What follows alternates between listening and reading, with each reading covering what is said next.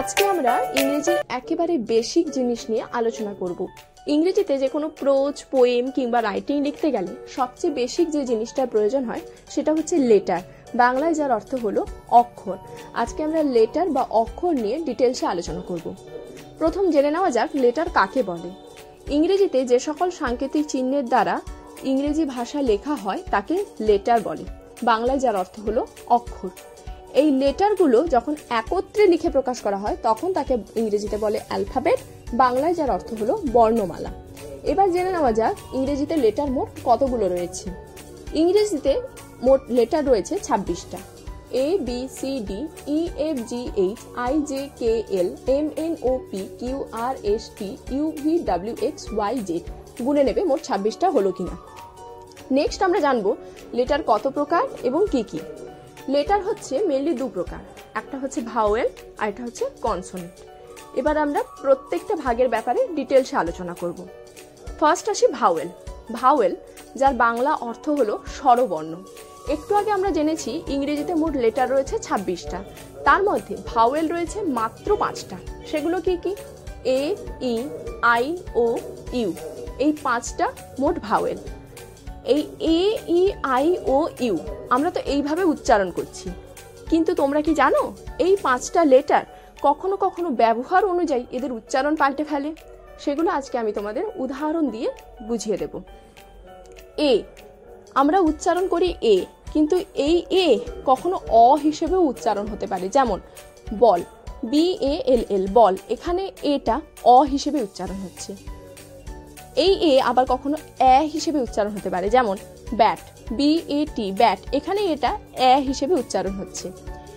এ তো আমরা জানি এ হিসেবে উচ্চারণ হয়, যেমন এনি, ANY এনি, এখানে এটা এ হিসেবে উচ্চারণ হচ্ছে।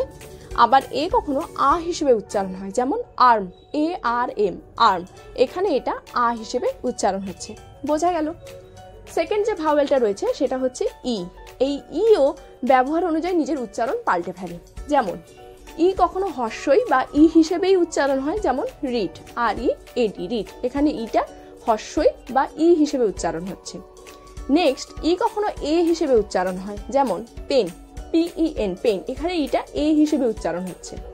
এই ই আবার কখনো আ হিসেবে উচ্চারণ হয়, যেমন হার, HER হার, এখানে ইটা আ হিসেবে উচ্চারণ হচ্ছে। 3 নম্বর যে ভাওয়েলটা রয়েছে সেটা হচ্ছে আই। আই কখনো হর্ষই বা ই হিসেবে উচ্চারণ হয়, যেমন SIX 6, এখানে আইটা ই বা হর্ষই হিসেবে উচ্চারণ হচ্ছে। এই আই কখনো আবার আ হিসেবে উচ্চারণ হয়, যেমন বার্ড, BIRD বার্ড, এখানে আইটা আ হিসেবে উচ্চারণ হচ্ছে। আবার আই হিসেবে উচ্চারণ হয়, যেমন রাইস, RICE রাইস। 4 নম্বর যে ভাওয়েলটা রয়েছে সেটা হলো ও। এই ও কখনো অ হিসেবে উচ্চারণ হয়, যেমন ডল, DOLL ডল, এখানে ওটা অ হিসেবে উচ্চারণ হচ্ছে। আবার আ হিসেবে উচ্চারণ হয়, যেমন নাও, NOW নাও, এখানে ওটা আ হিসেবে উচ্চারণ হচ্ছে। ও আবার কখনো হর্ষ হিসেবে উচ্চারণ হয়, যেমন ডু, DO ডু, এখানে ওটা উ বা হর্ষ হিসেবে উচ্চারণ হচ্ছে। ও আবার কখনো ও হিসেবে উচ্চারণ হয়, যেমন নো, NO নো, এখানে ওটা কিন্তু ও হিসেবে উচ্চারণ হচ্ছে। আর লাস্ট এবং ফাইনাল যে উচ্চারণটা হয় সেটা হচ্ছে ওয়া হিসেবে। ওটা কখনো ওয়া হিসেবে উচ্চারণ হয়, যেমন ওয়ান, ONE ওয়ান, এখানে ওটা ওয়া হিসেবে উচ্চারণ হচ্ছে। লাস্ট এবং ফাইনাল যে ভাওয়েলটা রয়েছে সেটা হলো ইউ। এই ইউও অনেক রকম ভাবে উচ্চারণ হতে পারে। যেমন ইউ কখনো আ হিসেবে উচ্চারণ হয়, যেমন আঙ্কেল, UNCL আঙ্কেল, এখানে ইউটা আ হিসেবে উচ্চারণ হচ্ছে।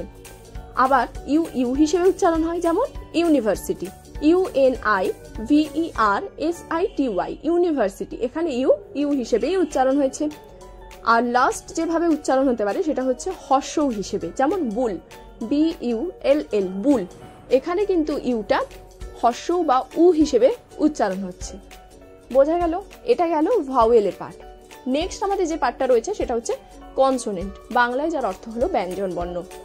একটু আগে আমরা জেনেছি ইংরেজিতে মোট লেটার রয়েছে 26টা, তার মধ্যে 5টা ভাওয়েল। তাহলে কনসোনেন্ট কতগুলো? 26 থেকে 5 বাদ দিলে 21টা রয়েছে কনসোনেন্ট। সেগুলো কি কি একবার দেখে নেওয়া যাক। B, C, D, F, G, H, J, K, L, M, N, P, Q, R, S, T, V, W, X, Y, Z।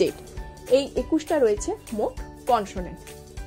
এবার মজার ব্যাপার হলো, আমরা তো একটু আগে জানলাম যে লেটার রয়েছে মোট দুটো, ভাওয়েল আর কনসোনেন্ট।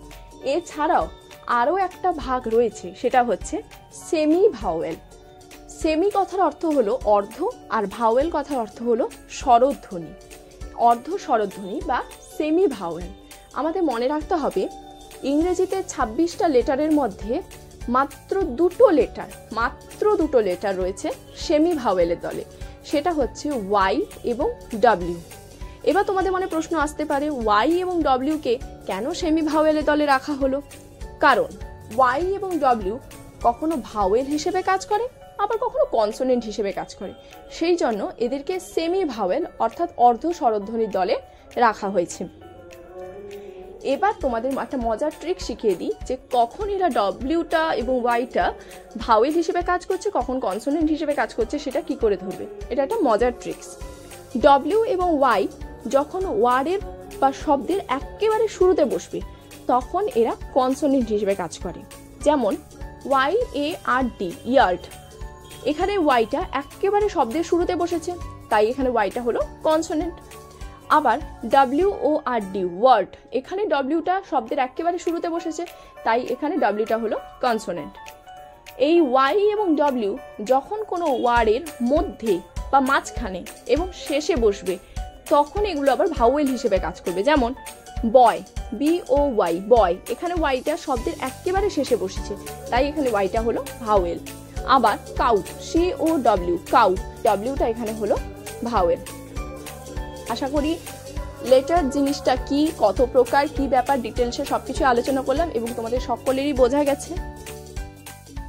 তাহলে আমাদের আজকে আলোচ্য বিষয় যেটা লেটার বা অক্ষর ছিল, সেটা আমি সংক্ষেপে তোমাদের কাছে তুলে ধরার চেষ্টা করলাম। আশা করি সবাই বুঝতে পেরেছো।